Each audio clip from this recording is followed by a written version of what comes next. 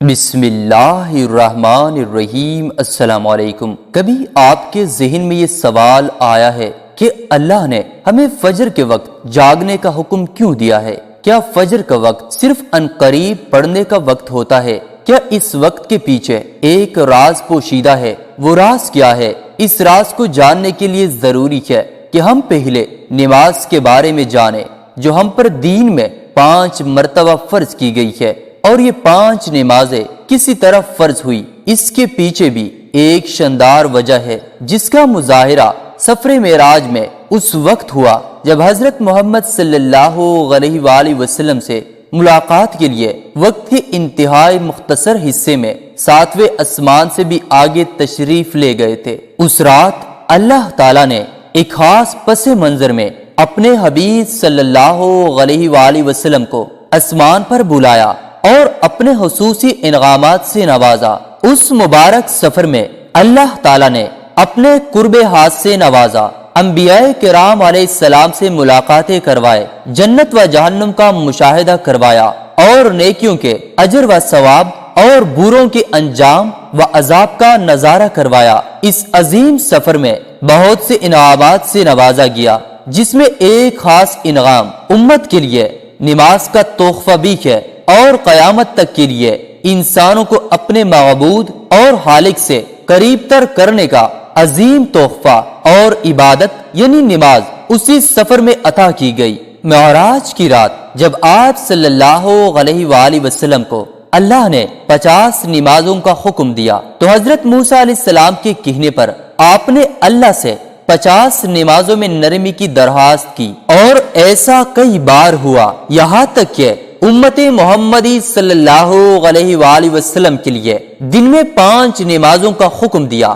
جس کے بعد بھی حضرت موسیٰ علیہ السلام نے آپ صلی اللہ علیہ وآلہ وسلم کو 5 نمازوں میں کمی کے لیے اللہ کے پاس ایک بار پھر جانے کا مشورہ دیا، لیکن تب آپ صلی اللہ علیہ وآلہ وسلم نے فرمایا کہ میں نے اپنے رب سے کئی مرتبہ درخواست کر لی ہے، یہاں تک کہ اب مجھے حیا آ گئی ہے، اور اب میں راضی ہوں اور اس حکم کو ہر طرح سے تسلیم کرتا ہوں۔ ہر نماز پڑھنا ضروری ہے، اور یقیناً آپ کے لیے بھی نماز میں سب سے زیادہ مشکل نماز فجر کی نماز ہوگی، جس میں نیند کا غالبہ اس قدر ہوتا ہے کہ انسان بمشکل اٹھ پاتا ہے، لیکن دن کے اس خاص حصے میں جو راز پوشیدہ ہے اسے جب آپ جانو گے تو یقین کرے کہ آپ فجر کی نماز کبھی نہیں چھوڑنا چاہیں گے۔ یہاں نماز فجر کے کچھ فضائل سماعت فرمائیے۔ 5 نمازوں میں سب سے اہم نماز فجر کی ہے۔ اس کی اہمیت کا اندازہ اس بات سے لگائیے کہ اللہ تعالیٰ فجر کے وقت کی قسم اٹھاتے ہیں اور فرماتے ہیں، قسم ہے فجر کی اور 10 راتوں کی اور جفت اور تاک کی، اور رات کی جب وہ چلنے لگے، یقیناً ان میں عقل مند کے لیے بڑی قسم ہے۔ حضرت عائشہ صدیقہ رضی اللہ تعالی عنہا سے روایت ہے کہ حضور اقدس صلی اللہ علیہ وآلہ وسلم ارشاد فرماتے ہیں کہ فجر کی 2 رکعتیں دنیا و ما فیہا سے بہتر ہے۔ یاد رکھیں کہ فجر کی باجماعت نماز ایک مسلمان کی صداقت اور اس کا ایمان پرکھنے کی کسوٹی ہے۔ عبداللہ بن عمر رضی اللہ تعالیٰ عنہ فرماتے ہیں کہ ہم اگر فجر اور عشاء کی نماز میں کسی آدمی کو نہ پاتے تو اس کے بارے میں اچھا گمان نہیں رکھتے تھے۔ فجر کی نماز جہنم سے حجاب ہے۔ جناب رسول اللہ صلی اللہ علیہ وآلہ وسلم نے فرمایا، جو شخص سورج نکلنے سے پہلے اور سورج ڈوبنے سے پہلے کی نمازیں یعنی نماز فجر اور عصر پڑھتا ہے، وہ ہرگز جہنم کی آگ میں داخل نہیں ہوگا۔ فجر کی نماز جنت کی زمان ہے۔ رسول اللہ صلی اللہ علیہ وآلہ وسلم نے ارشاد فرمایا، جو شخص 2 ٹھنڈی نمازیں یعنی فجر اور عصر پابندی سے پڑھتا ہے وہ جنت میں داخل ہوگا۔ فجر کی نماز نہ پڑھنے پر وعید۔ حضرت عبداللہ رضی اللہ تعالیٰ عنہ سے روایت ہے کہ جناب رسول اللہ صلی اللہ علیہ وآلہ وسلم کے سامنے ایسے شخص کا تذکرہ کیا گیا جو صبح ہونے تک سوتا رہتا ہے، یعنی فجر کی نماز ادا نہیں کرتا ہے، تو آپ صلی اللہ علیہ وآلہ وسلم نے ارشاد فرمایا، ایسے شخص کے کانوں میں شیطان پیشاب کر دیتا ہے۔ فجر کی نماز کے لیے کس طرح اٹھے؟ 1. رات کو خط الامکان جلدی سوئے. 2. سوتے وقت فجر کی نماز جماعت سے ادا کرنے کا پختہ ارادہ کرے اور ارادہ کرنے میں مخلص بھی ہو. 3. ایسے اسباب اختیار کرے جن سے فجر کی نماز کے لیے اٹھنا آسان ہو. مثلا الارم والی گھڑی میں مناسب وقت پر الارم سیٹ کر کے اس کو مناسب جگہ پر رکھے. اگر ان امور کی رعایت کر کے سوئیں گے تو انشاءاللہ فجر کی نماز جماعت کے ساتھ ادا کرنا آسان ہوگا. پھر بھی اگر کسی دن اتفاق سے بیدار ہونے میں تاخیر ہو جائے تو جس وقت بھی آنکھ کھلے سب سے پہلے نماز ادا کر لے. انشاءاللہ تاخیر کا کوئی گناہ نہیں ہوگا، لیکن اس کو معمول بنانا، گناہ پر مداومت کرنا ہے جو کسی بھی طرح جائز نہیں. دنیا میں کئی ایسے لوگ ہیں جنہیں بے خوابی کی شکایت ہوتی ہے، جس میں وہ ساری رات سو نہیں پاتے اور پورا دن کام کاج کر کے جب رات کو بھی سو نہیں سکتے تب کئی ذہنی اور جسمانی بیماریاں جنم لیتی ہے، اور اس بیماری کا شکار آج ہر دوسرا تیسرا شخص ہو رہا ہے، جس کی بڑی وجہ اللہ کے احکامات کو پیچھے چھوڑ کر دنیا کی رنگینیوں کے پیچھے بھاگنا ہے.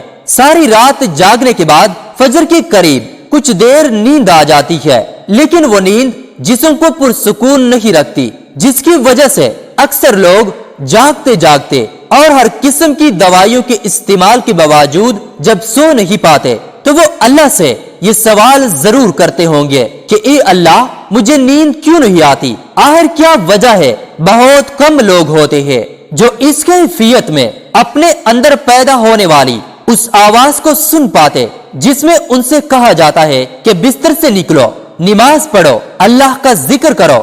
اور یقین کرے جو لوگ اس آواز کو سن پاتے ہیں اور اس پر عمل کرتے ہیں انہیں تاحیات کبھی بھی بے خوابی کی شکایت نہیں ہوگی.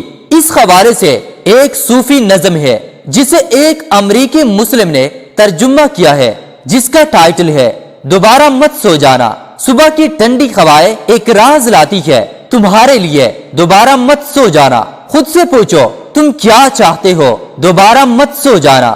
لوگ دروازے کی چوکھٹ سے آ جا رہے ہیں جہاں دو دنیایں ملتی ہے، وہ دروازہ گول اور کھلا ہے. دوبارہ مت سو جانا. اس نظم میں بیان کردہ دروازہ ہماری دنیا اور اس دوسری دنیا کا ہے جہاں سے فرشتے ہر صبح اور شام کو اترتے ہیں، جن کا ذکر اس حدیث پاک میں ملتا ہے جس میں آپ صلی اللہ علیہ وآلہ وسلم نے فرمایا کہ رات اور دن میں فرشتوں کی ڈیوٹیاں بدلتی رہتی ہے، اور فجر اور عصر کی نمازوں میں ڈیوٹی پر آنے والے اور رخصت پانے والوں کا اجتماع ہوتا ہے. پھر تمہارے پاس رہنے والے فرشتے جب اوپر چڑھتے ہیں تو اللہ تعالیٰ پوچھتے ہیں، حالانکہ وہ ان سے بہت زیادہ اپنے بندوں کے متعلق جانتے ہیں کہ میرے بندوں کو تم نے کس حال میں چھوڑا؟ تو وہ جواب دیتے ہیں کہ ہم نے جب ان کو چھوڑا تو فجر کی نماز پڑھ رہے تھے، اور جب ان کے پاس گئے تب بھی وہ عصر کی نماز پڑھ رہے تھے. فجر اور عصر کی نمازوں کے اوقات میں سونے سے منع کرنے کے پیچھے بھی ایک بڑی وجہ ہے، اور وہ یہ کہ سائنس کہتی ہے کہ صبح سورج طلوع ہوتے وقت اور شام کو غروب ہونے سے پہلے سونا نہیں چاہیے، کیونکہ صبح کے وقت زمین پر آکسیجن وافر مقدار میں فراہم ہوتی ہے، جس وقت ماحول تر و تازہ ہوتا ہے، اور یہ آکسیجن دن بھر آپ کو فٹ رکھنے کے لیے انتہائی ضروری ہوتی ہے. تو جو اس وقت سو جاتے ہیں وہ اس تازہ آکسیجن سے محروم رہ جاتے ہیں، اور عصر کے وقت زمین پر آکسیجن کی کمی ہو جاتی ہے. اگر کوئی سو جاتا ہے تو اس کو آکسیجن کی فراہمی کم ہوتی ہے، جس کی وجہ سے جب وہ جاگتا ہے تو اس کے سر میں درد اور طبیعت بوجھل ہو جاتی ہے. اور یہی بڑی وجہ ہے کہ دین اسلام میں ان دونوں اوقات میں سونے سے منع فرمایا گیا ہے. نماز فجر کے بارے میں ایسے بے شمار فضائل اور بھی ہے جن کو ہم نہیں جان سکتے. اگر انسان ان کو جان لے تو کبھی کوتاہی نہ کرے. رسول اکرم صلی اللہ علیہ وآلہ وسلم کا فرمان ہے کہ اگر وہ لوگ عشاء اور فجر کی فضیلت کے بارے میں جان لے تو وہ ضرور بالضرور نمازوں میں حاضر ہوں گے، چاہے ان کو خود کو گھسیٹتے ہوئے ہی آنا پڑے. اب آپ خود اندازہ کیجئے کہ ایک طرف ان دونوں نمازوں کی کتنی فضیلت و اہمیت ہے اور دوسری طرف ان کی ادائیگی میں کتنی سستی اور لاپرواہی برتی جاتی ہے۔ اللہ تعالی ہم سب کو 5 وقت نماز پڑھنے کی توفیق عطا فرمائے، آمین۔ ناظرین، ہم امید کرتے ہیں کہ ہماری آج کی ویڈیو آپ کو ضرور پسند آئی ہوگی، اور اگر آپ کو یہ ویڈیو پسند آئی ہے تو پلیز لائک اور شیئر کریں، اور اگر آپ ہمارے چینل پر نئے ہیں اور ابھی تک آپ نے ہمارے چینل کو سبسکرائب نہیں کیا تو پلیز ہمارے چینل کو سبسکرائب کریں اور ساتھ ہی لگے بیل کے بٹن کو بھی دبائیں تاکہ آئندہ آنے والی ہر ویڈیو کا نوٹیفیکیشن آپ کو بر وقت ملتا رہے۔ اللہ تعالی ہم سب کا حامی و ناصر ہو، آمین ثم آمین۔